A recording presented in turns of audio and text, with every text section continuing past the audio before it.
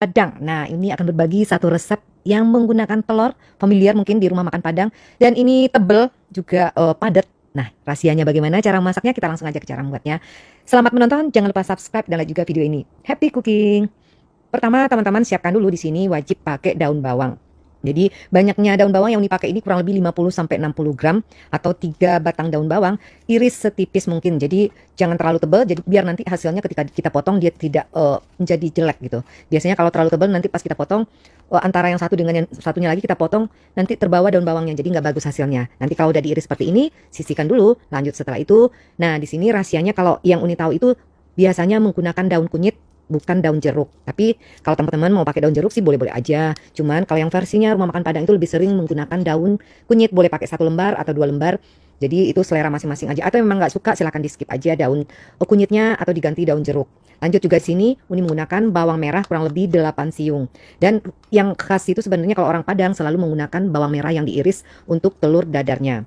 Jadi usahakan wajib pakai ya. Selanjutnya juga di sini seledri yang Uni pakai kurang lebih 1-2 batang seledri, nggak terlalu banyak. Lalu diiris juga. Kalau udah nanti teman-teman sisihkan. Lanjut di sini Uni pakai cabai merah keriting. Beratnya kurang lebih yang Uni pakai ini hasilnya nggak pedas, 50 gram. Jadi yang suka pedas boleh tambahkan rawit atau takarannya ditambah dari resep. 3 siung bawang putih, lalu juga kurang lebih 5 siung bawang merah karena ini nggak sama besar ukurannya. Jadi teman-teman bisa kira-kira aja. Lanjut tambahkan garam dan minyak secukupnya. Dan setelah itu blender hingga halus. Jika sudah, nanti teman-teman sisihkan dulu bumbu yang telah kita blender ini. Lanjut setelah ini siapkan nanti wadah yang agak besar. Di sini wajib kalau mau hasilnya padat dan tebal. Jadi kalau memang takut amis, sebenarnya kalau udah ditambahkan bahan-bahan lain, Uni jamin nggak amis sama sekali. Jadi usahakan kalau nggak mau 2, 1 pun sebaiknya tetap pakai telur bebek. Yang Uni pakai di sini 2. Lanjut setelah itu Uni pakai 4 butir telur ayam ukurannya yang besar. Jadi kalau teman-teman yang punya putih telur, sisa putih telur di kulkas, silakan nanti tambahkan, tapi dinginkan suhu ruang dulu. Itu akan lebih bagus hasilnya. Umumnya kalau rumah makan Padang itu sering menggunakan putih telur juga. Nanti tambahkan juga merica bubuk, ini secukupnya aja. Lanjut setelah itu teman-teman juga tambahkan di sini garam halus.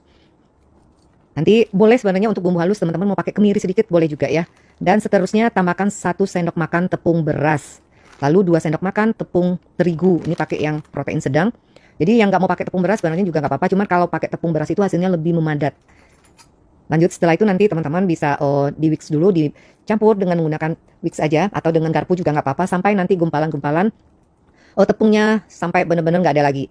Jadi sampai benar-benar halus. Jadi kalau yang nggak bisa sampai halus gitu nggak apa-apa, nanti teman-teman silakan saring aja pakai penyaring juga nggak apa-apa. Yang penting hasilnya sampai halus, nggak ada tepung yang menggumpal lagi. Nah kalau udah seperti ini kita lanjutkan penambahan dengan bumbu yang telah kita blender tadi. Sebenarnya ini boleh juga teman-teman tambahkan bubuk kunyit sedikit kalau mau warnanya lebih cerah, silakan aja. Kadang Uni juga pakai. Jadi nanti warnanya itu akan lebih bagus juga karena ini lumayan banyak cabai merah keritingnya, jadi Uni nggak tambahkan lagi.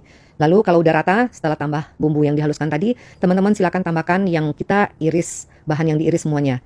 Jadi kalau apa ya, di sini penambahan bumbu yang diiris ini semakin banyak juga nanti hasilnya akan menjadi tebal juga. Jadi kalau makin sedikit itu akan membuat telurnya juga nanti nggak begitu tebal. Jadi banyak faktor sebenarnya di sini.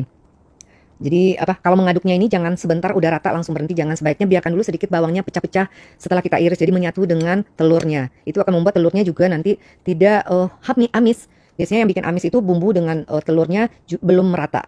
Jadi aduk aja dulu sebentar. Kalau udah nanti di sini juga tambahkan kaldu bubuk jika suka, atau boleh di skip, atau mau tambahkan micin silakan tambahkan juga jika diperlukan. Nanti aduk sebentar aja setelah masuk kaldu bubuk, atau kaldu bubuknya tadi pas menambahkan garam juga nggak apa-apa.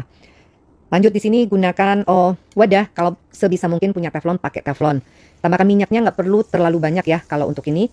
Lalu nanti ini goreng, gunakan di sini apinya yang paling kecil agar nanti matangnya merata, di bawahnya nggak hangus, jadi di tengahnya tetap bisa matang. Nah buat teman-teman yang nggak punya wajan seperti ini, sebenarnya nggak apa-apa pakai kuali juga, cuma mungkin ketebalannya nggak merata. Nah di sini sebaiknya jika punya 2 teflon, untuk membaliknya teman-teman gunakan teflon yang satu lagi yang ukurannya hampir sama besar. Nanti kalau udah tinggal dibalik seperti ini, jadi di bawahnya tetap nggak ada yang hangus juga nanti. Nanti begitu juga sebaliknya, teman-teman putar-putar aja biar rata matangnya antara sebelah kanan dan kiri. Biasanya kadang kan api nggak sama, nanti balik lagi dengan membalikannya dengan teflon yang satu lagi ya begitu. Jadi nanti sebenarnya gampang. Kalau nggak punya teflon silakan pakai wajan biasa aja. Jadi nggak wajib sebenarnya menggunakan teflon, cuman hasilnya aja yang tidak seperti menggunakan teflon. Nah kalau udah matang semua, ini sampai selesai wajib menggunakan api kecil kalau mau hasilnya bagus dan dalamnya tidak ada yang mentah. Nah seperti ini setelah kita angkat dari wajan. Lanjut setelah itu teman-teman nanti bisa pindahkan ke piring saji. Tinggal dipotong-potong sesuai kebutuhan aja di sini. Setelah itu tinggal teman-teman sajikan. Selamat mencoba. Semoga bermanfaat.